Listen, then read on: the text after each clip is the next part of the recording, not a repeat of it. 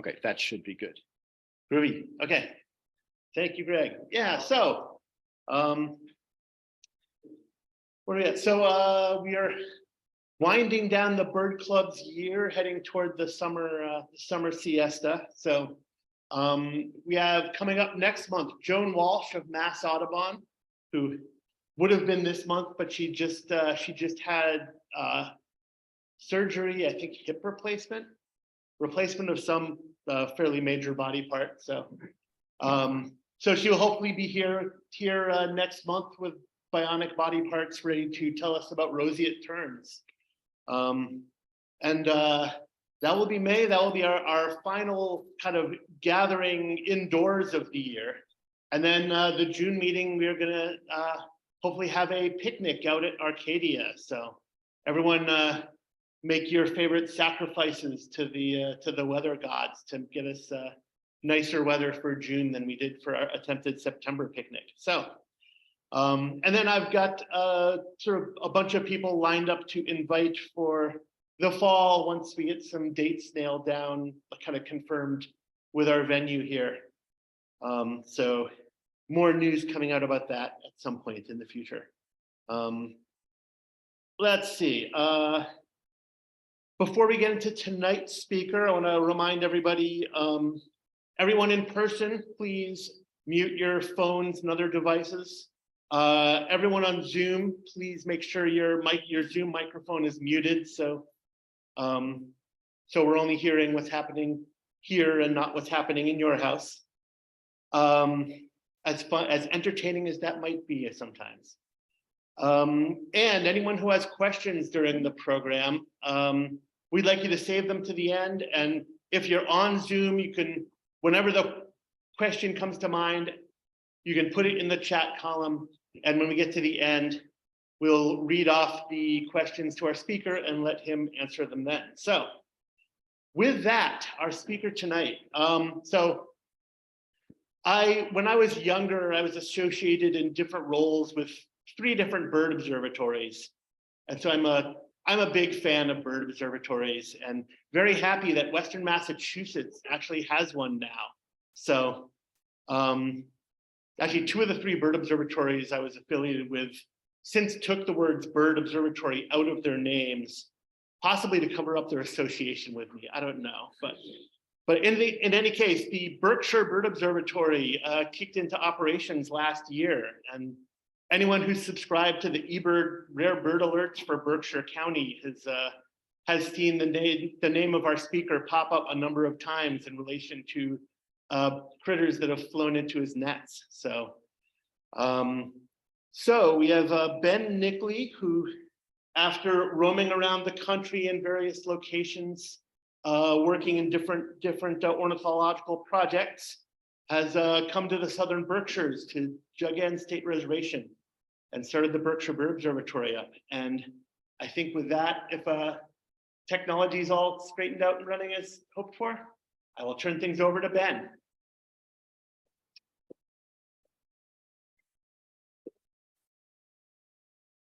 Okay, can you guys hear me? Okay, that's working. Thank you, Josh, for that introduction. We're gonna keep it Berkshire Bird Observatory, even though we have a loose connection now, but there's time to change later. Thank you to Hampshire Bird Club for having me speak. I wasn't supposed to be here this month. It was actually Matt Kelly, a fellow Hoffman Bird Club member. That's our bird club in the Berkshires, HBC. So Matt was going to talk to you guys about Trinidad and Tobago birds, TNT, dynamite birds, right? We have some dynamite birds that we can share. Some of his birds from down there come up and visit us in the Berkshires too. So there's some overlap and some continuity here. So anyway, I'm very excited to be here to talk to you all about Berkshire Bird Observatory, which is a newer sort of thing. We started just last year, and for this talk, I'm going to give you an overview of our various projects that we took on last year and some information looking forward to what's ahead this year. So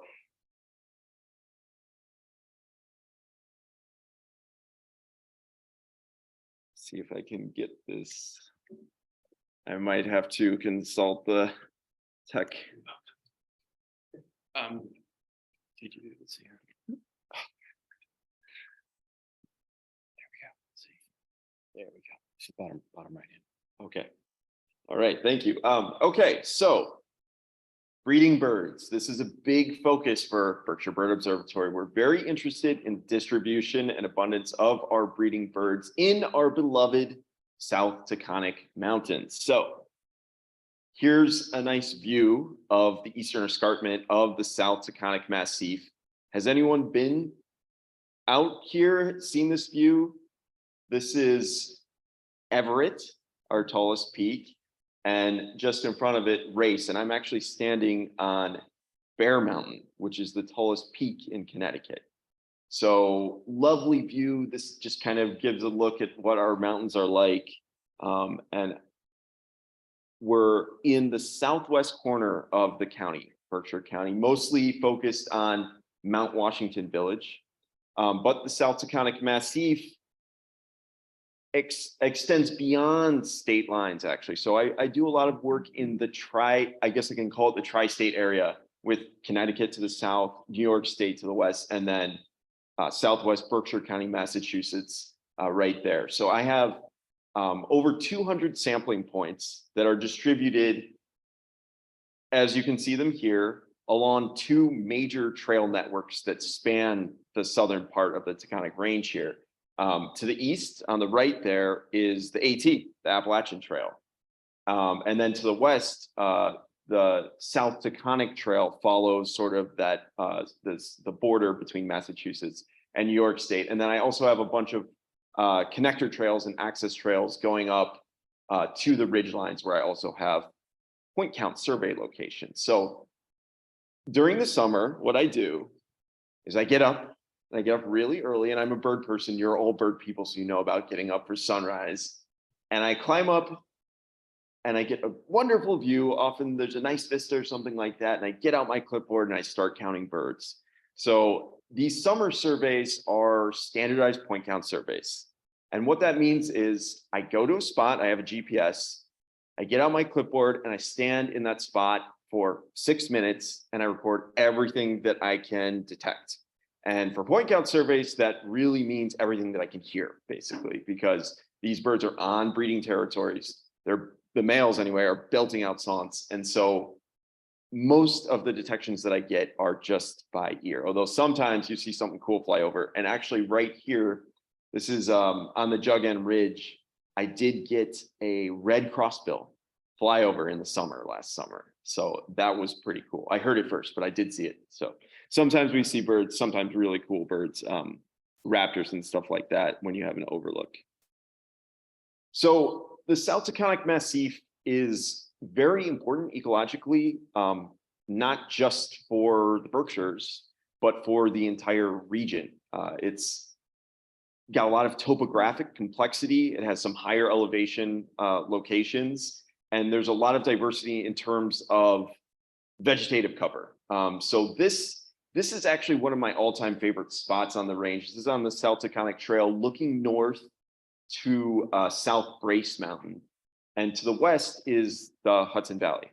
And this conifer that you can see on the right here is a pitch pine. And so we have this really cool community of bare oak, scrub oak, and pitch pine on these mountains that is actually like pretty rare.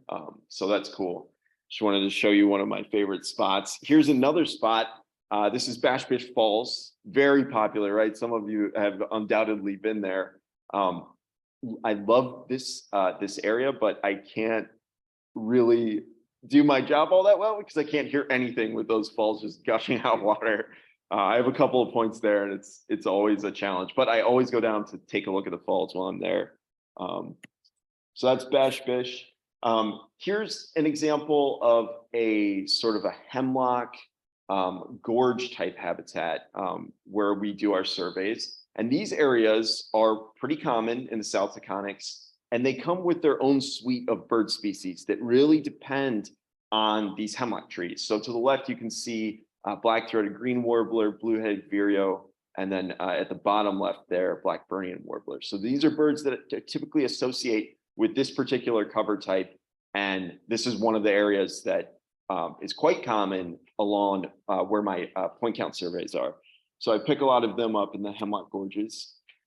Here's another feature that's common in the Taconics, these nice semi-permanent or even permanent brooks that are very important for Louisiana water thrush. So water thrushes are now just starting to come north. People are starting to hear them. It's very exciting. There's lots of excellent habitat for water thrush in our mountains. And also, interestingly, worm-eating warbler.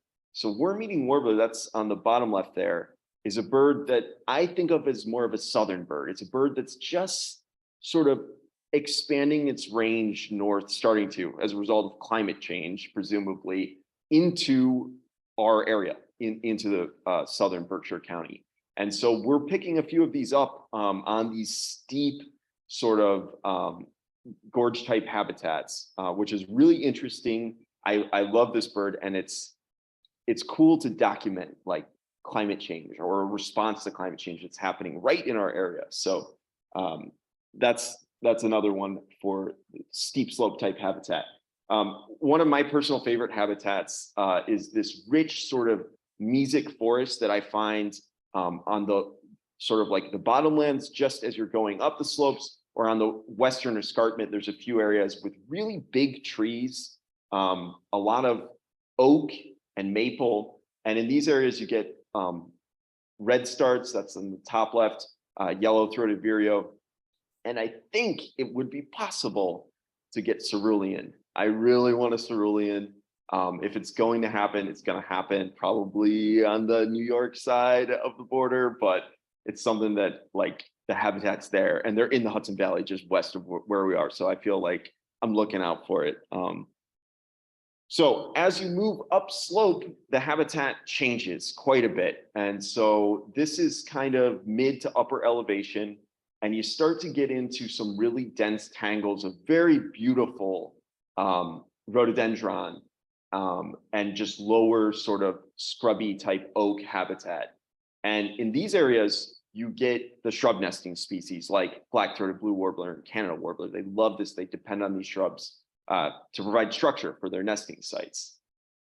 So moving up, the community changes. Here's at the top of Everett, our tallest peak, and you can see that's the AT right there. So I see a lot of hikers when I'm doing these surveys, like through hikers and stuff like that. It's fun to talk to them about their journeys, and I talk about our birds and our birds' journeys, point out some songs and things. But at the top, it's kind of interesting because you're in this habitat that's basically contiguous, like very big chunk of contiguous forest. And you've hiked all the way through all this forest. That's all there is all around you, different kinds of forests as I've shown you. But at the top, it's like kind of open. I mean, it's scrubby, but all the vegetation is shorter. And you get into this dwarf sort of scrub oak heath kind of habitat, which is actually old. And some of the trees up there are maybe have never been cut. They just don't grow very high because they're on the tippy tops and they're growing on rocks. So it's kind of like a weird situation where you've got like old growth forest that's kind of not really forest. And what I love about it is you get birds like Eastern Towhee. They're thick up there. And I think of Eastern Towhee as a successional bird, a bird of successional habitat, areas that have been cut over, but not here. Here they're like surrounded by forests, and they're in an area that may have never been cut. And it's just really cool to think of one of our common, like, you know, birds of disturbed areas being in this kind of habitat and representing it so well. So it's like really interesting. I feel like you could do a study on them and like in this particular habitat and learn something new about the species if we only have time. Another thing that's really cool, at the tippy top of our peaks, we have myrtle warblers or yellow-rumped warblers. So this is like our ridgetop warbler. And I love that we have this because our mountains, this isn't like Mount Washington, New Hampshire, you know, the elevation doesn't go up into the alpine or something like that, but it does, the vegetation does change enough to get us what I think of as more of a northern warbler breeding there. And it's basically only found on the actual ridges in the South Taconic Massif. So that's really cool. We have a mountaintop warbler, the myrtle warbler. So here's just some of our data detections and things like that. We're getting an idea of where the birds are and in what numbers, relative numbers. And over time, we're going to go in and do some modeling, do some occupancy modeling to see how these birds associate with these different habitats and how their abundance might change based on what the vegetation structure is like, topography, that kind of stuff, or how it will change over time. So this is one of our big projects, the breeding bird surveys in the mountains. So as I'm going out, I'm hiking all these trails, I get around all the time, right? And I see lots of cool stuff, lots of cool wildlife. And I'm looking down too, because when you're hiking, there's a lot of rocks that you can stub your toe on. And I found an American toad, which I thought was a pretty good one. He didn't mind being picked up, but he's got, it kind of looks like he's not having the best time. We also find other critters that are a little bit faster and get away from us. I wasn't going to pick this one up though. I know, look at that. He does look cuddly, Josh. And that's dangerous though, because you don't want to cuddle that porcupine. Although I've heard the belly's soft and they can't get you with the quills, I don't think, but I didn't want to chance it. And yeah, snakes, really nice. This is a smooth green snake that I found on the peak of Alander, and they're pretty uncommon outside of actually the Western escarpment there. So was really happy to find that one, and I did pick it up. Here's another snake, and I see these guys a lot on the Western escarpment too. I took a pic through my binoculars. So timber rattlesnake, right? I didn't know this when I took the job, but where I work it has the only viable metapopulation of timber rattlesnakes in all of New England.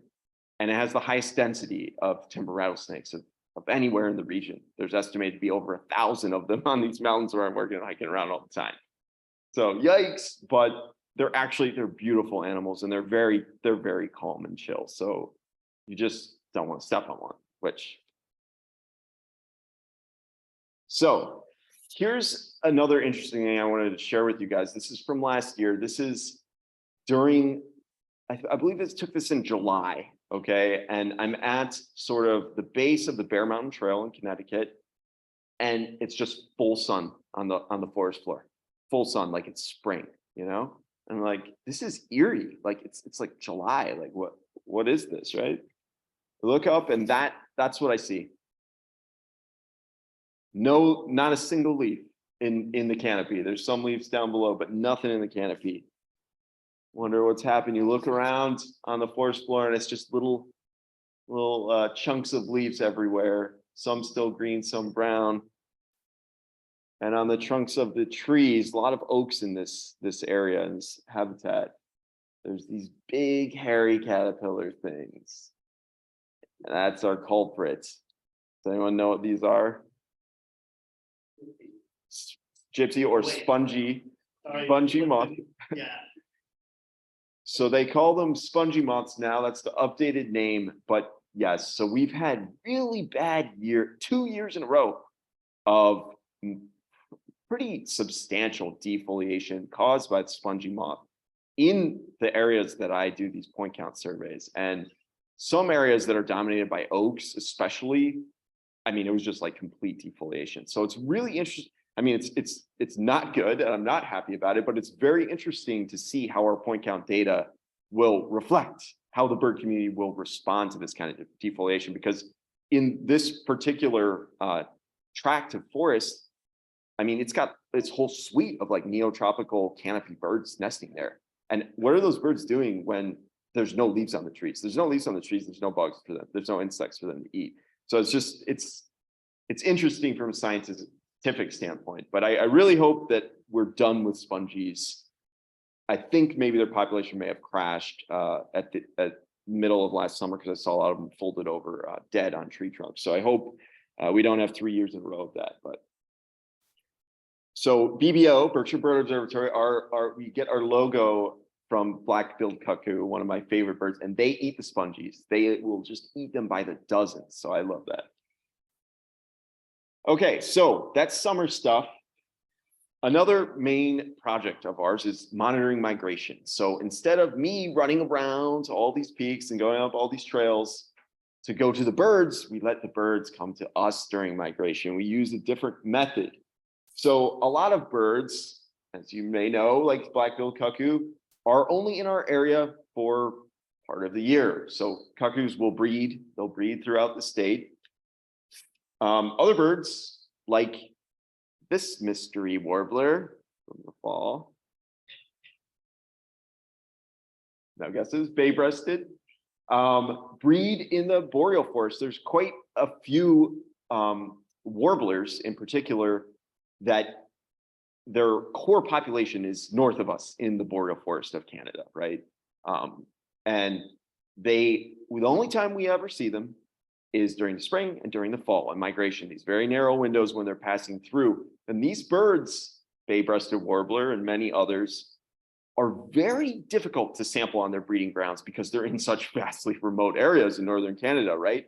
So a good way to sample them is when they're moving through. So monitoring migration, it's very interesting in terms of understanding phenology of migration, timing, relative numbers of individuals, but it's also great because you're sampling birds that are breeding in the boreal forest that you'd be hard pressed to sample anyway. So we're getting birds as they're passing through, as they're stopping over. So a lot of these little songbirds are nocturnal migrants. They fly all night, and in the early hours in the morning, they stop down and they look for habitat that has the things they need during their migratory journeys, which would include shelter, water, and food resources. So our banding station is set up in an area that has wonderful shelter and food resources. We have nets that are in this shrub swamp habitat that's dominated by willows and has great insect loads. And we also have nets that are in a sort of successional orchardy type habitat,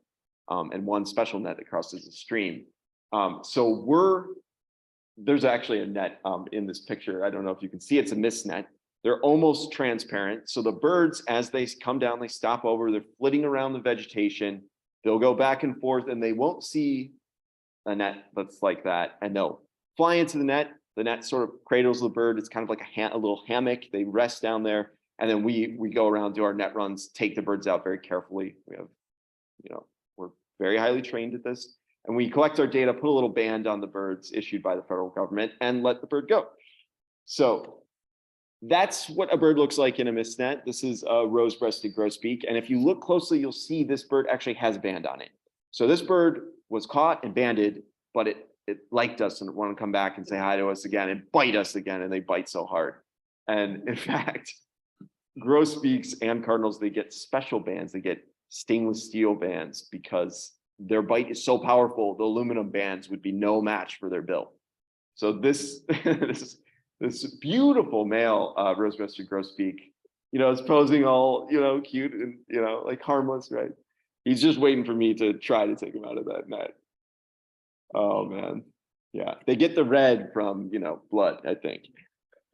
So we have the permits to do this from federal government, and a state, Mass Wildlife has supported our work to do work on their property there at Jug End. And actually, here's Andrew Madden's crew helping me get the gear in last year there's a snow on the ground. I'm like, we're monitoring migration, right? It's like a few days before we're going to start. It's like that.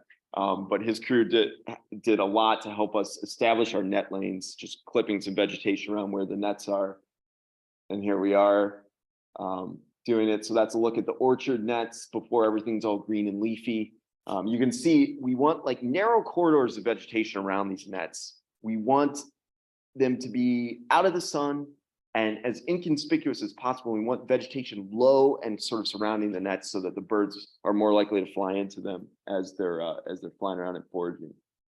So this bird, very cute little bird, golden crown kinglet, was our very first bird ever caught. So and banded, a nice female golden crown kinglet. That was really, really exciting to get that last spring. Chickadee, right? Cute, common resident bird, exciting to get, but they're feisty. Tufted titmouse, even more feisty, but okay, we'll take the resident birds, I suppose. Okay, cardinal, okay, yeah, they bite. I mean, you can see. We give them something to chew on so they don't chew on us sometimes, but yeah, full red on that one, yeah. So now we're moving along in spring, and some of you mentioned a flicker, red-winged blackbird flicker. These are birds that are moving early in spring, and we're documenting that as they come into our nets. We had our first red-winged blackbird actually today, a nice adult male, just like that one. So that was really cool. So we're moving into spring, and new stuff is showing up, and it's getting really exciting. Fox sparrow, that's one that kind of I think of as leading the vanguard of migration. I always hear them, they'll do their song. And I'm like, what is that? It's like, I know that song, it's so familiar, but I always forget that one because they don't breed where I like do breeding bird surveys. So fox sparrow, love them. Ruby crowned kinglet, that's one of the most common birds that we get, and they're early. They move a lot earlier than our a lot of the other birds, and they move in numbers too. Robin, white-throated sparrow showing up, blue-headed vireos, right? First warbler there on the left, Louisiana water thrush, really excited. That's one of my favorite warblers ever. So that was BBO's first warbler, and that made me very, very happy. What is that? Woodcock or alien. It doesn't even look like a bird. It's amazing that that thing stayed in our nets. Our nets are really, their mesh size is small, and they're made to capture and hold like smaller songbirds, but this woodcock somehow stayed in the net. Yeah, I don't think it was this one. It was another woodcock I remember, flush when I was going to check the net. And I stepped forward, and this thing was just still on the ground, and it waited to the very last second to fly up. And when it did, I saw it came off like the toe of my boot, basically, and just like a straight line trajectory to the top corner of the net. And I wanted to be like, goal. It was like a soccer strike. Yeah, I didn't kick it, like it flew. Okay, so now things are really starting to get exciting. You're moving into spring, and the warblers start coming. And early in the spring, we document this. It's the adults, it's the older birds, and it's the males. And we can tell that by characteristics of their plumage. Some of this you can see, okay, these are males. Some of this you really need to have them in the hand to microage them, as like, was this bird born last summer or in previous summers? So warblers showing up, very exciting. Yes, the grosbeak, that was funny because I had the Sibley out, and he looked at his image. So Sibley's pretty good if he's got that grosbeak tricked. Yes, some more adult male warblers there, black and white on the left, and then common yellowthroat. Chestnut-sided warbler looking just stunning. Oh my gosh, that was like the most vibrant chestnut-sided warbler I've ever seen. Yellow warbler, blue-winged warbler on the left, and American redstart, ruby-throated hummingbird. We love to get them. We actually get quite a few of them, but we can't ban them yet. I could get this added to my permit, but they take teeny tiny little bands that you have to cut yourself, and you have to make. It's a whole process. So we just collect our data, we don't ban them, and we release them. We love to get them, and this one did something special. We had our little scale out for you can just set them on the scale to take their weight. And just up and like, what? So amazing. Okay, so magnolia warbler, prairie warbler. So I'm feeling good. This is our first season, right? I didn't know, are our nets placed in the right habitat? Are we gonna be sampling the entire avian community as far as land birds go that we could catch? And so far I'm like, yes, we're getting great diversity and great numbers. So here we've got the females. Now they're showing up. They come later, they come after the older males. And that gives the older males a chance to get in there and establish territory. So the females wait for the males to duke it out and figure out, who's going to be where, and then they'll come up. So here we have black-throated blue warbler on the left, even though it's not black-throated and it's hardly blue. It's interesting how names work for birds. Black and white on the top right, and common yellowthroat there, bottom right. Here's one that I didn't expect to get. Wow, it's a pileated woodpecker. So this one, I heard the bird calling and I went out to the net. I'm like, what if that thing flies in the net? I want to be there. I want to run to that net if that happens to go in, because it's not going to stay in the net. It's just going to open its wings and fly out. And I was in the willows and I'm looking through and I just see the pole holding our mist net just shake like this. I'm like, what? And so I just bolt for it. And there's all this mud. It's just like mud everywhere. And I'm like, probably walking would be more efficient than running in that kind of area. But I did get to the bird and I got it and somehow managed to get it out and band it. So that was super exciting. What a bird, an extraordinary bird to have in the hands. And a fun one to let go. As much as I wanted to keep her, we let her go. And what I like to do with woodpeckers is give them the option, because woodpeckers fly, but they also climb. And she took it. She's just off the tree. I love that. So now we're getting into the peak of migration. This is May, and I don't know if any of you have been on Birdcast. This is like eBird, Cornell's website or whatever. They'll do the migration predictions based on the radar and stuff like that. So I take a look at this in the morning. And yeah, so this is May 15th, and you can see, okay, that line goes across, that's nighttime, and the map just lights up 200 million, 350 million birds in the sky above us at night, according to this prediction. So when I see that, I'm ready to go the next morning. It's going to be a very busy day at the station. And we did have some busy days. And this is peak migration now. So we've got birds coming from South and Central America, beautiful lazuli blue indigo bunting, Canada warbler, and Blackburnian warbler, Blackburnian there on the left. Our scarlet tanagers on the left. We got a barn swallow, which is so cool. It's an ultra long distance migrant, and you just rarely catch swallows in mist nets. So I was very excited to see that.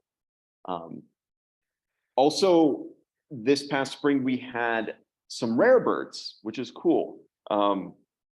Yes, I put these on eBird because our birders at Hoffman Bird Club, birders in our community, like to know what the rare birds are when they're showing up and stuff. We got quite a few Philadelphia vireos actually last spring, and they typically don't migrate through our area in spring. So we're documenting that. That's really neat.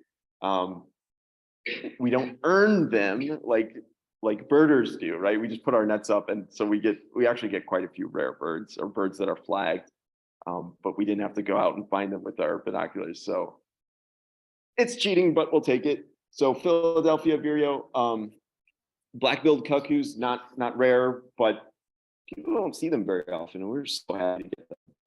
Yeah, this bird like inspired the logo because I just think they're one of the most elegant, like beautiful birds there are. Also very like spunky and cool. They've got the toe arrangement pattern that's like 2 toes in the bottom and 2 up top, like a parrot or woodpecker, which is really cool. And just like long, elegant, wings and tail. Yeah, nice little like subtle kind of, colors and things going on. I'm impressed. So this was our spring season. We got over 1,000 new birds banded, and our station only has 15 nets. So that's doing pretty well. 117 unbanded, that's mostly hummingbirds, 392 recaps, 72 species. That was really important. We're doing a great job of sampling our bird community, and 22 warbler species, which was like amazing. Okay, so spring migration. Spring migration is over. Time to rest, right? Nope. Time to do more stuff. So Kestrel Nest Box project. This is kind of like a side project I started, but it's grown quite a bit now. So kestrels are incredible birds. They're inspiring birds, I think. And they're just these wonderful little tiny pocket falcons of the open country. And they used to be really, really common, but unfortunately, they've declined quite a lot, especially in our area. It's about 70% decline over the past 50 years or so. So that's stark. And there's a lot of reasons why this could be. A lot of farmland has converted back into forests, so loss of habitat. agricultural practices, changing use of pesticides, these kinds of things are implicated in the declines. But one thing that kestrels need, that we know they need, are cavities. Much like bluebirds use bluebird boxes, well, kestrels can use bigger boxes for them, kestrel boxes. So kestrels are cavity nesting birds, and they need big holes in big dead trees, right? And that is a limiting resource for them. A lot of people take down their snags on their property, and it's just something that is not common in the landscape. So what I want to do is put out some boxes for kestrels in South Berkshire County to try to help these birds, give them a place to raise their young. So one of the reasons I really got into this and took this project on is because this bird, this kestrel, ended up in one of our mist nets at Jug End during spring migration banding. And that's just stupid. Like, you don't catch kestrels in mist nets.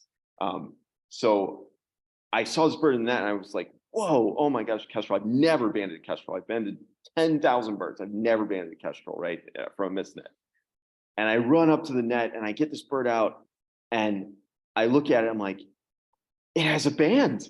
It has a band already on it. So this bird was previously banded by someone, which is thrilling. That very rarely happens at banding stations, that you get a bird that someone else banded somewhere else.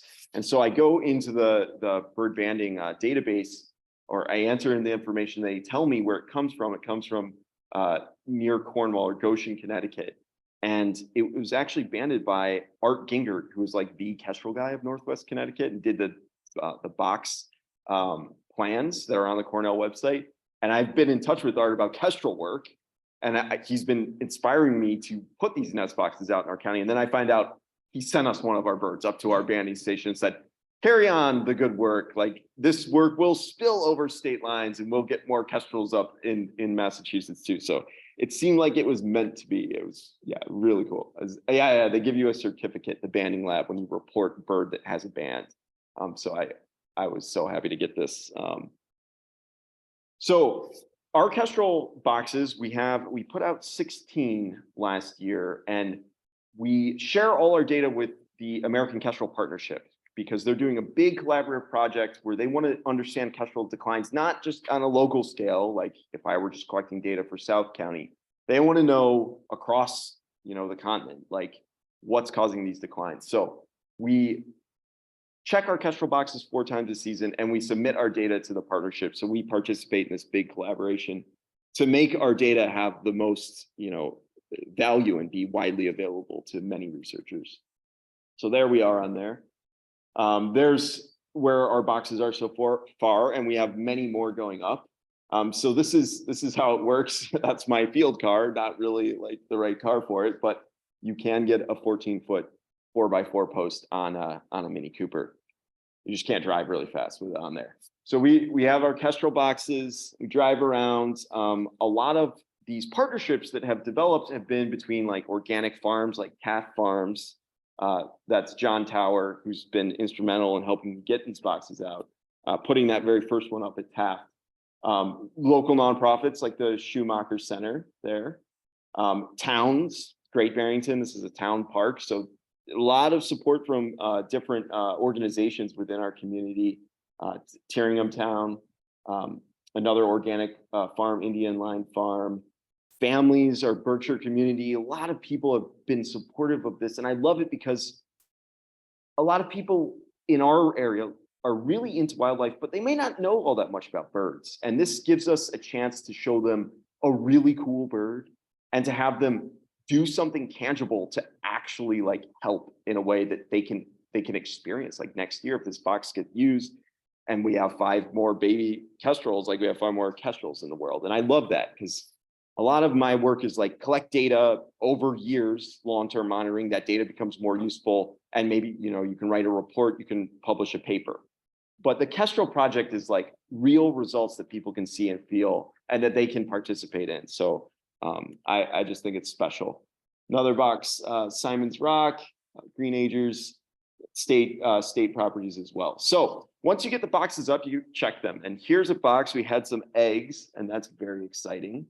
Here, I'm going up to check another box. I think this one's at Jug End, yeah. So we'll take a look. Oh, Look at that. I was just like, it's a daddy kestrel. It's a daddy kestrel sitting on eggs. Like, I can't believe that. It's really special. And he didn't even fly off. So that is hard to beat, right?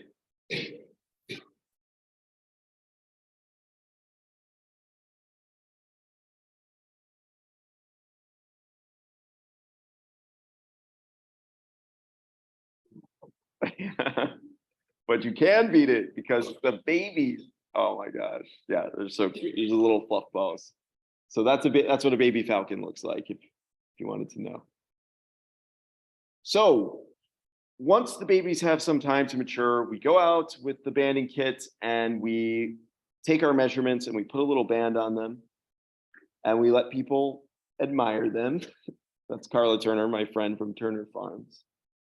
And we get their age and their sex. So this is a female because she has all that nice barring, the orange and black sort of barring on her back and on her wings there. And there's a baby male who's got those beautiful slatey blue wings. And every nest, it seems, has a runt. There's the small, cute one that was the last egg to come out. And so this was our runt. And yeah, usually the cutest one. So our kestrel boxes aren't always used by kestrels because kestrels are just starting to rebound. Hopefully our efforts are helping them along. Sometimes other birds will use our kestrel boxes. Like here, we have bluebird nests with a couple of eggs. And so they've got like a palace. Like I wonder, what that, they've got like a mansion for a bluebird house. So very popular are kestrel boxes with all kinds of wildlife. Here's a tree swallow nest with the little babies in there. And we've seen some other weird stuff in kestrel boxes too, but I'm gonna move along. So another thing that we do during the summer is we participate in MAPS, which is a big collaborative project that's coordinated and run by the Institute for Bird Populations, which is a big nonprofit based out of California. And so we help them collect data in our region. We submit our data to them to participate in this project.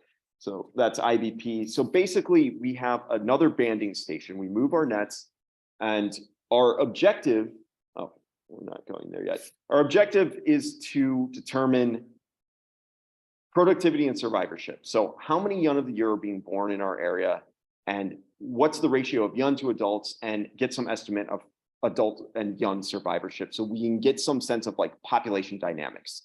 That's MAPS, that's what we're doing, and we only do it during the breeding season.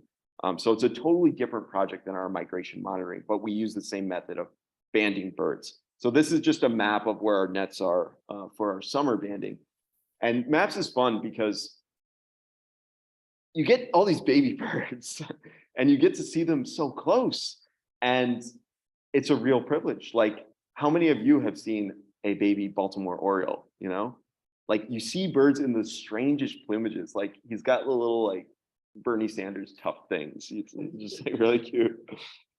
So our map station is also at Jug End, and the birds post breeding, and when the young come out and they fledge, they disperse. And there's been studies to show that they'll disperse quite often as far as 2.5 miles. And so a lot of the birds that we're sampling during summer at our one very specific site are actually coming from many of our peaks and surrounding slopes in the South Taconic Mountains. And they're dispersing north into the Jug End Valley where they have great food resources and shelter because it's a wetland type habitat. There's willows, there's lots of bugs and things for them to get. So it's a great way to sample a bigger area and get estimates of survival and productivity while staying at a very, a smaller site. So here's one of our babies. Does anyone know what this is? Birding can get real tricky, even when you have birds in the hand when they're babies. I didn't know what this was at first. It's a blue-winged warbler. So, yeah. And this one, the dad, or that may be the mom actually, was hanging around by the neck, so young, could barely fly. And so that was a dead giveaway. Here's another one. This is a veery.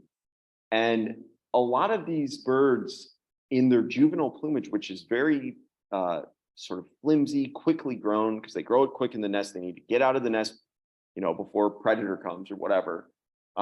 So they have this fluffy sort of plumage that they don't keep very long, but it's often different and it looks speckled, and that helps them blend in. It's like they have a more cryptic plumage that they only have for a very short time. So we get to see it, and it's really neat. Like even this is an American robin, right? It doesn't really look like our orange-breasted type robin thing. It's like doing something totally different. So this is a wood thrush, and it's so funny working with these really young birds because this one, you can see the brightly colored flange, and it's opening its mouth and it's actually looking for me to feed it. It's saying, feed me.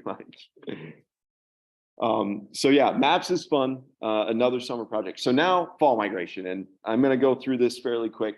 So we're monitoring migration during both migratory periods, spring and fall.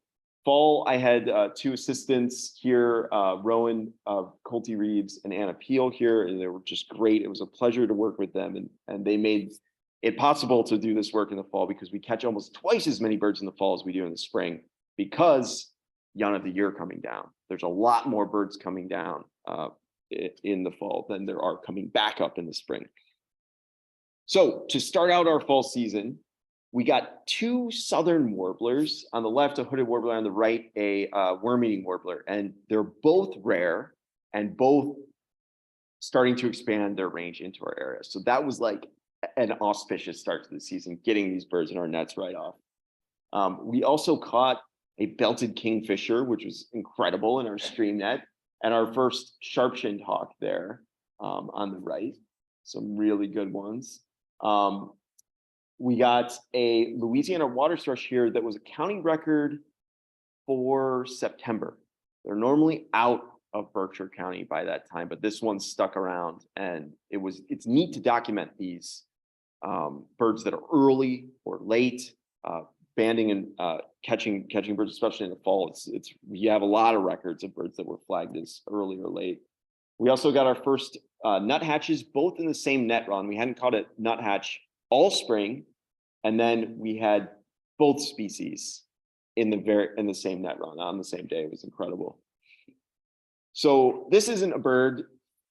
This was a visitor to our station, literally, I would say 5 feet from where our banding table is set up. There was a massive adult timber rattlesnake just sitting in one of our trails that we use to check the nets. And Rowan, who I showed you in one of the previous slides, was walking in front of me. We were taking our gear out at the end of the day, and she just stops and sticks her hand out, and she's like, "Whoa, cool." Timber rattlesnake. I love working with field biologists because it's like, I was like a little bit scared, but Rowan was just like, "That is amazing." The first one I think that they've seen. So one of the benefits of doing this banding is we get really great up close looks at plumage. And we look at plumage because it can help us determine the bird's age and the bird's sex, but we also like to admire things that you might not notice if you're just birding, like these undertail coverts of a yellow-shafted flicker, which are actually little black hearts, which is just awesome. Flicker and hearts. So it's funny, the Hoffman Bird Club people like to make fun of me because I will use emojis. And I'll use them maybe too liberally. And I like to use hearts because I love birds. I love birds, whatever. I'm going to use the heart. So they give me a hard time about that. But one of these birds I have a heart for. I love so much. And the other one, not so much. So the Eastern Phoebe on the left there, I think is the cutest bird in the world. Okay, I'm going to say it. Other people disagree. That's fine. One of my all-time favorite birds, and they're lovely. And then the bird on the right, tufted titmouse. It's unrequited love. We'll just put it that way. So this is the thing.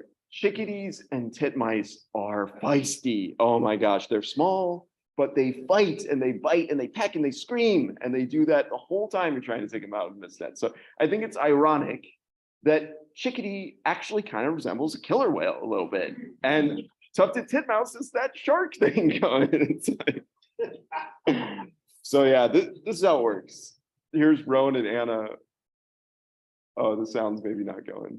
Oh, that video is really funny because the tufted titmouse is just screaming and yelling and biting the entire time. So yeah, they're they're feisty, but they're sturdy birds, and we like the spunk, you know. Okay, what have we got here? This is Fenton Brook, the beautiful stream where we work. I don't know if a bird was going to come in that picture. I don't remember why I had that slide. So warblers, right, in the fall, but these ones are easy to identify anyway. Redstart on the left and Perula on the right. Wilson's warbler on the left and black-throated blue on the right. Lots of great birds. Now more fall-like warblers. Plumages change. In spring, we have the nice nuptial plumage, bright and vibrant males. In the fall, things can get a little bit tricky, but we have birds in the hand. We couldn't mess up an ID, right? So far, we're just so good. We've got a magnolia warbler on the left and chestnut sideds on the right. Ooh, that's a good one. Cape May on the left and a bay-breasted. Some Nashville warblers on the left and a palm warbler on the right. Uh-oh, what's that? Sometimes having birds in the hand, it's still hard to make the ID. These are two different species of warbler, by the way. Gotta love fall warblers. So on the left, for both pictures, it's blackpoll. And on the right for both pictures, it's bay-breasted. It's so tricky, right? We love the comparison shots though. And I do like to put these on our Instagram because it helps people see the differences, right? Sometimes they're very subtle and sometimes they're less subtle, but I think it's really a privilege to have birds in the hand and we can take these close looks. So here we've got some sparrows, swamp sparrow on the left, and what is that? Is that a Lincoln sparrow? It looks like a Lincoln's on the right. Yeah, really pretty. Here's another comparison I love, the kinglets. So a ruby crown and a golden crown. The golden crown like actually did the whole like firecrest thing at us, which was super cool.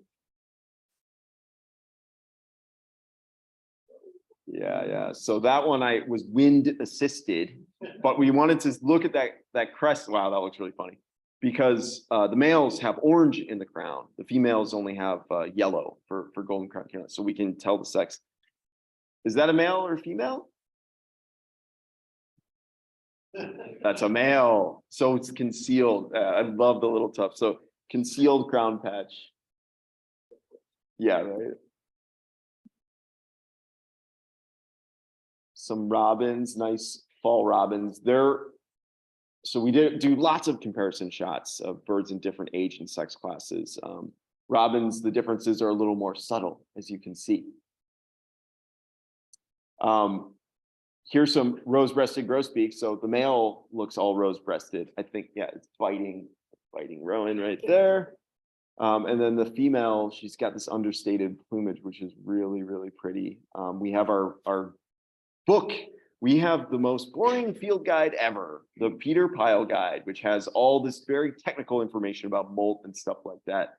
And sometimes Pyle gives descriptions of birds and, you know, is it dusky? Is this feathered group dusky or is it dusky blackish? You know, that's the differences we're looking at. And sometimes that kind of annoys us. And it's interesting that it's called the Pyle Guide because Pyle accumulates lots of bird poop.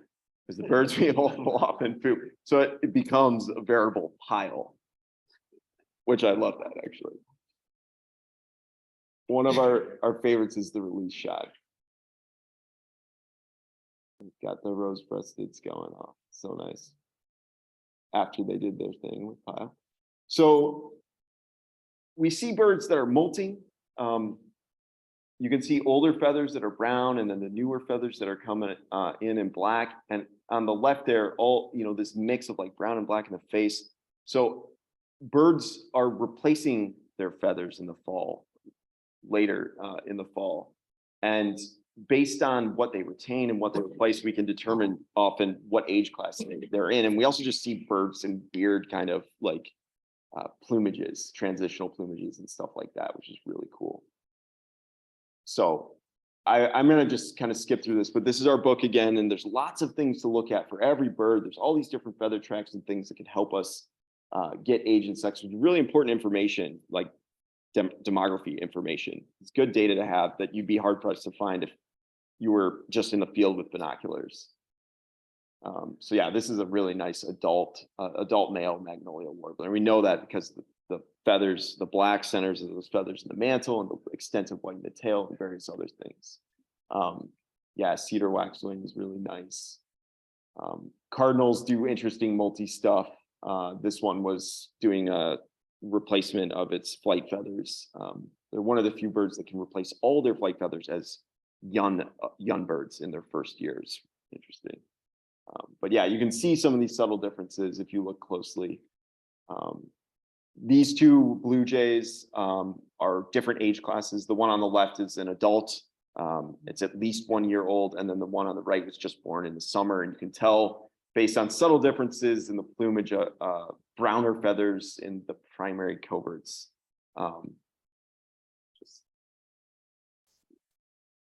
They're all old, grew quickly in the nest. These are all replaced fresh, so that's cool. Right. Oh, okay.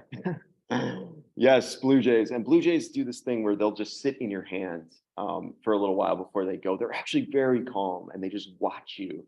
And so here's two of our Hoffman Bird Club guys that make fun of me.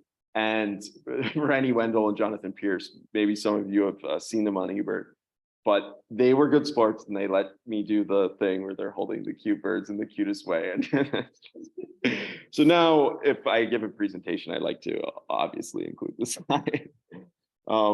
It was really neat to get all three vireos together, yellow-throated, blue-headed, and that's warbling vireo there in the middle. These are some of our rare birds that were flagged because they were late. So moving out of when they would typically be gone, they're coming through, and we document that. We had quite a few of them. So that's a magnolia, and then an ovenbird, and a Philly vireo. So on the left is a blue-headed vireo, and on the right is a blue-headed vireo. But for a second there, it looked like it was not a blue-headed vireo, like it may have been something else, like a Cassin's vireo. It just doesn't have a blue head. That one was really, we wanted to make this a Cassin's vireo, but we couldn't. So here's Connecticut warbler. We caught 3 of them in the fall. Those are really skulky, tricky birds to find as a birder. They just stay well concealed, but our mist nets do a good job of sampling them. The hurricane last fall kind of threw us off and gave us some really slow days where there's just rain dumping down and preventing birds from moving through our area, which was kind of frustrating. Wilson snipe, really cool. We got one of those. Woodcock, and it can look at you either way. That's the back of its head. It's almost like they just took the bill off. Just the weirdest bird ever, and quite a handful. Fun to watch them go. And I love that, just the Twitter, they go so fast. Creeper, the honorary woodpecker, I think of them. They'll do the thing. Yeah.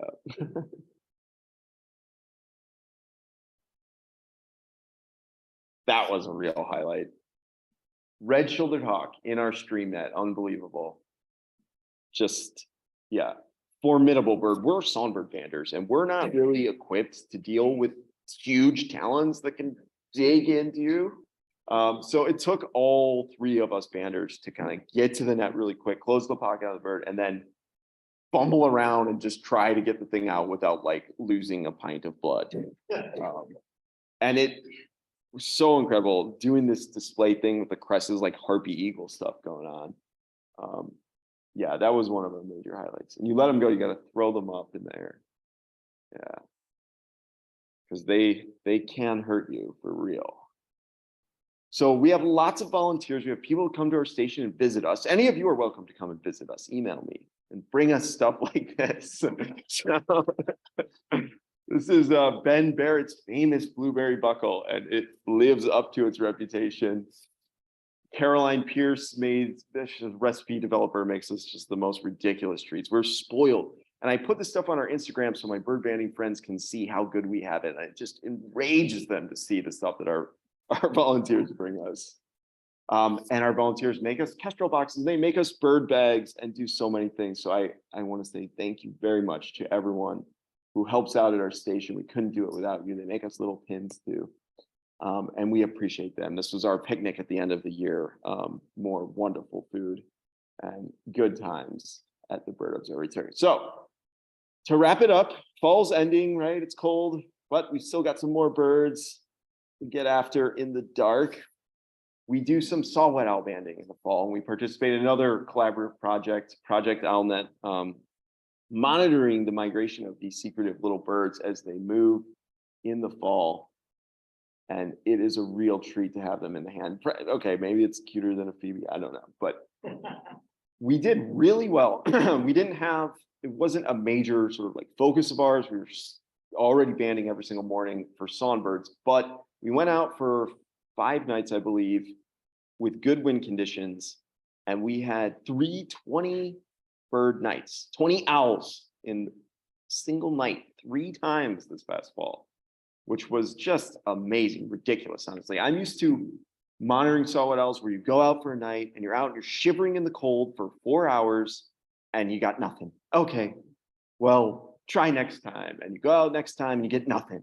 And next time, and then maybe you get one and you're so thrilled, you're so excited. And it was all worth it because you got one. But then this fall at our station, we had 20, we had our hands full, like we didn't even know what to do with it. So it was really, really special. And these birds are magical. They glow in the dark. So this is like under UV light, you can see the perforin, I think I'm pronouncing that right, I hope, on the younger feathers shows up and reflects in this kind of like pinkish hue. And then the older feathers are more pale white. So you can determine the age of these birds by looking at what they look like under UV light, which is super cool and very Halloween type vibe. I think that's a cool picture. But yeah, we love having people out. There's some students from Simon's Rock coming out to check out the owls. People are into owls. People really like saw-whet owls. This is a quote for real from Shannon, and other people have said similar things, and they really are inspiring little birds. So that's our fall season totals. End of the season, did really well. 2,257 total birds, 66 owls in just a few days. So coming soon, we're doing the banding, we're doing the migration monitoring, all these things, these projects are ongoing, just started up early April, but we also have a MODIS tower that has been installed at Jug End, which helps track birds that are tagged with nano tags. So this is a big collaborative project. These towers are going up all over the place. And our tower is far western Mass, and it helps sort of complete this fence line. And what these MODIS towers do is when a bird that's tagged flies within range of the tower, it gets that signal and it takes that data and it sends it up to a repository, and you know where that bird was, that it was there at that time. And if you have enough of these towers set up in arrays, up and down the continent, you can learn a lot about movement ecology, when birds are moving, where they're moving, the timing of all of that. So we're really excited that one of these towers is right next to us. So we can help deploy tags at some point, and we can also just see what birds are flying overhead if they happen to have these nano tags. So with that, these were the last birds of our fall season last year, and this is the end of the talk. And I thank you very much for having me. It was a pleasure talking with all of you. I have to say thank you to everyone that has helped make Berkshire Bird Observatory happen, especially Eleanor Tillinghast, the president of Green Berkshires, and our many volunteers. Thank you all for listening. If you want to know more, we post on Instagram all the time, or Facebook pictures, what's being caught at the station. So check that out. And you can email me. If anyone's ever out in the Berkshires, we'd love to have you come visit. So just get in touch. And thank you.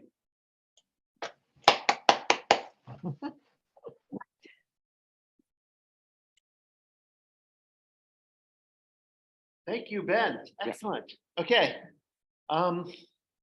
let's see. So we get into questions and answers now. So anyone who is here in person and wants to ask a question, put your hand up. I will bring you the microphone. And I see a hand up already. People I see 3 hands up. People in person, wait till I get to you with the microphone. People who are on Zoom, if you have questions, put them in that chat column. We will take a look and read them shortly. Thank you. That was a lot of great photos. I was interested in the last live painting I saw. Oh. It seems like way out. Is that? Oh, sorry. No, it was an indigo bunting. Yeah, it just had that color that I had to say it was lazuli. But yeah, no, it was just the color. Okay. And then I have a question about the spongy. Formerly known as HBC. Yes. Is it true that is it 3 years that a forest can survive gypsy moths? So yeah, I mean, I don't know. I haven't really dug into the literature on this, but I have heard that 3 years can be a lot for a forest. Huh? Yeah. Okay. It really depends. Some trees definitely 2 years. Okay.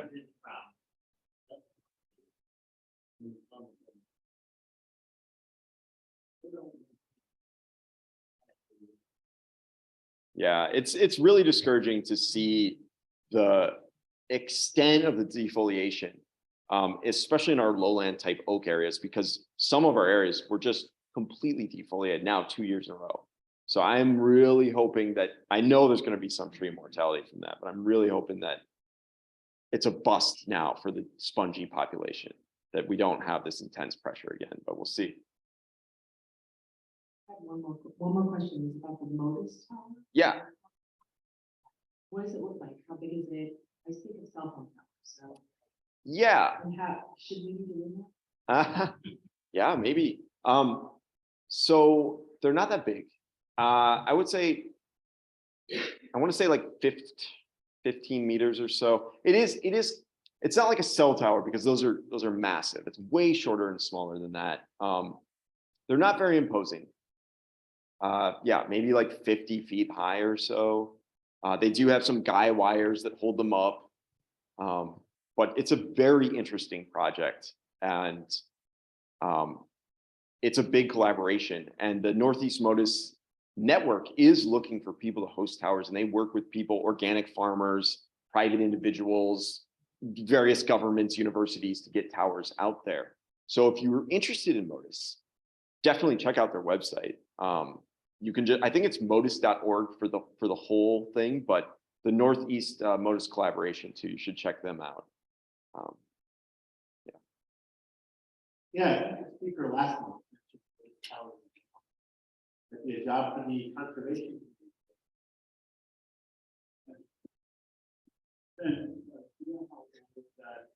Very, very young.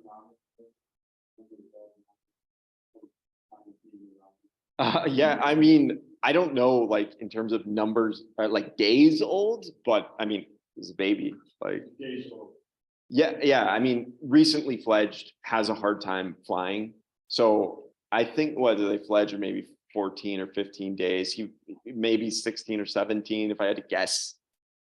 Really young bird, yeah. It's funny because some of them, it seems like they just fell out of the nest into our mist net. And what we have to do with those really young birds is we collect our data really quickly and we return them to where the net where we found them, because their parents are often in the wings just waiting to stuff food into their bills. They're still very dependent on their parents when they look like that. You mentioned recaptures. Are those birds that you then caught in, or where did you get them elsewhere? And where do they come from? Yeah, they're ones that we banded and we recaptured. So when you get what's called a foreign recapture, that's one that someone else banded somewhere else. And that is very, very rare. That's like a 1 in 10,000 or less occurrence. It just doesn't happen. There's so many birds. What are the chances that one of these birds was visited some other songbird station and then made it to a different one? It's cool when it happens. The US, the banding lab gives you a certificate because they're like, wow, this is great. And now we know that this bird flew from point A to point B. Like you can fill in the picture of their migratory route. It's very exciting. It's happened to us twice. The last season it happened twice. Once with a kestrel, and then a common yellowthroat that someone banded in upstate New York. So yeah, we call those foreign recaptures. If we band a bird and someone else reports it somewhere else, it'd be a foreign recovery. And that happened to us, I think, 6 times. We had some kestrel. Yeah, but it's not other banders. It's usually a bird died.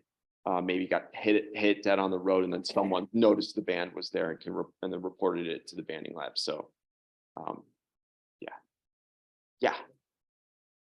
Hang on. We don't bring microphone around and all the people on the screen. Thank you. It was lots of fun. Do you have any data on whether the runts make it or not, or are they delayed? The runts in the nest, the kestrels. We don't know their fate. So I monitor the boxes to see, is the box being used? Is it occupied? Does it have chicks, eventually like eggs and chicks? How many? And then do they make it to fledging? Do they make it to the point where they're old enough that they can fly out of the nest? And if they do, I consider that a successful nest. That's what I know. I know the sex ratio of the chicks, how many there are, and if they succeeded, if they fledged. But after they leave the kestrel box, they're off, and we don't know where they go. Although, speaking of Motus, Drew Vitz, the state ornithologist, is doing a project with kestrels where he's putting on Motus tags, these nano tags, on kestrels to get them on the Motus array to see where they go, where they're moving to. And also, if they're pinging Motus towers, they're still live, they're still flying around. So Drew may be coming out to us this summer to put some nano tags on some of our birds. And then we may very well know where they go and if they survive. Also, if they come back, we'll see this year. This is the second year of the project. Some of the birds I banded last year might come back and reuse some of the boxes. And if they do, we can potentially see the band, because they have our bird band on them. One that's sweet and smaller. Oh, not so much. We don't interfere with what happens in the nest. What I've seen so far with the boxes that we monitored last year, the ones that had eggs that went to chicks, the chicks all survived and they all fledged. And the runt of the nest, it's kind of just like a joke because it's cute. They're charming. It's just that bird. It had less time to develop than its siblings, right? It was the last egg. And so they start incubating on the second to last egg, I believe. So that last egg, it always forms like a smaller chick. But that chick, what we've seen, it's developed and flew away with its siblings. So it's healthy. Yeah. Okay. I have a question about the Motus program. Yeah. You mentioned kestrel. Who's applying nano tags and what other species they monitor? Yeah. The Motus website, motus.org, I believe, will tell you a lot of information about the various projects. There are many projects involved, tagging not just birds, but other things too, because these tags are very small. They're nano tags, they're extremely light. They even put them on insects. I think that there's a project that's monitoring monarch butterflies with Motus tags. So it's a really neat and newer technology that has a lot of potential. And there are many researchers at universities that use Motus. I've helped out with various projects doing fine scale tracking of salt marsh sparrows, for example, in Carolina coast. And then there's other people that have questions about broader sort of animal movements. I know there's a rusty blackbird project up in New Hampshire where they really want to know where the birds are going and where they're stopping over. So yeah, it's like state government, universities. It's a huge collaboration, right? Yeah. Okay, I have a few I want to ask. And Derek, you have the chat win column back there? Do I need to look at it up here? You can see it. There's no questions there yet. So okay. Well, I wanted to ask. Let's see. We're talking about recaptures. Did you have any yet that you abandoned, like migrants going north in the spring that then got recaptured going south in the fall, or is that Has that not happened yet? Yes, that happened. Yeah. Oh, yeah. Yeah, we've had some. And this spring, we've had several recaptures already this spring. What species? But I think they're mostly residents, song sparrows and black-capped chickadees. Okay, so nothing that's gone very far. Not yet, but it's early. I think it will happen. I have to go back into the data for that because it's not always obvious to us if it was a recapture from the same season or, you know, even the same week or something. We check for same day recaptures. But yeah, that'll be interesting as we collect more data to see how frequently that kind of thing occurs. Yeah. Okay. You mentioned you were talking about your flea count early on in the talk and mentioned one of your key habitats was the hemlock gorges. Yeah.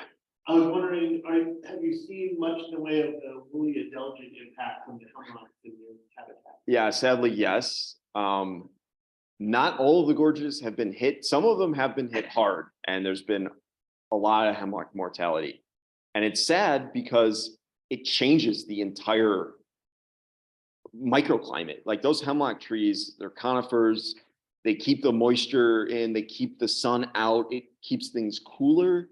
Like they're so crucial for the entire thing. I guess you could call them like a keystone species or something. And when the adelgid comes in and you have this big hemlock die-off, the ground temperature raises up, the water temperature of the brooks raises up, the plant community underneath starts to sprout up and get really scrubby. Everything changes, and it is no longer habitat for like blue-eyed vireo, blackburnians. So yeah, we have seen it, but so far it's been pretty limited, and I'm grateful for that. Yeah. Okay. All right, and my last one. So I know you have this great logo here with the black-billed cuckoo. I also at one point saw something that I saw by owls with the Berkshire Bird Yeah. text on it. Yeah. What are the t-shirts and hats going to be available? Oh yeah. How about this? You give me one of your t-shirts and hats, and I'll trade you for one later. I think that could be great. That's typical for we usually offer. Yeah, a free hat or t-shirt. I would love a black-billed cuckoo t-shirt. It should happen. Yeah, we need to make it happen. Very cool. So last chance, any other questions here in person? Again, Zoom yet? If not, we will, God. I put up a lot of Kestrel boxes years ago. And I can't remember the length of it. Okay. I've been using 14-foot 4x4 posts that we put in the ground 3.5 feet. So the cavity sits at about 11-ish feet off the ground. And that's easy for me to check with the aluminum ladder, fold out ladder that I have. So it's for convenience. They can be higher. I know some people like to put them up around 14 feet.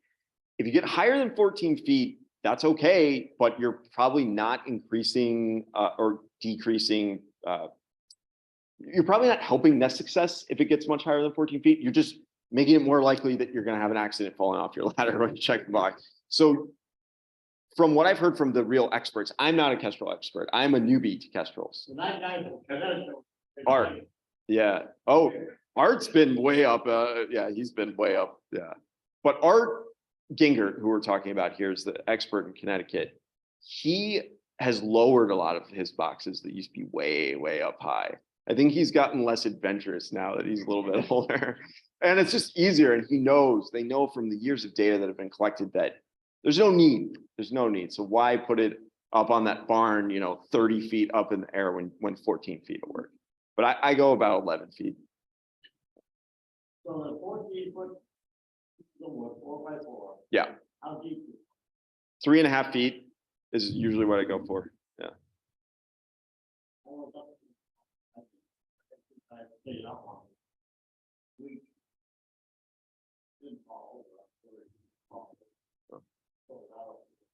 Yeah. Yeah. So my ladder stands up on its own. Yeah. All right. Well, unless anybody wants to jump into the last section with another one, Why don't we thank Ben Nickley again? Thank you.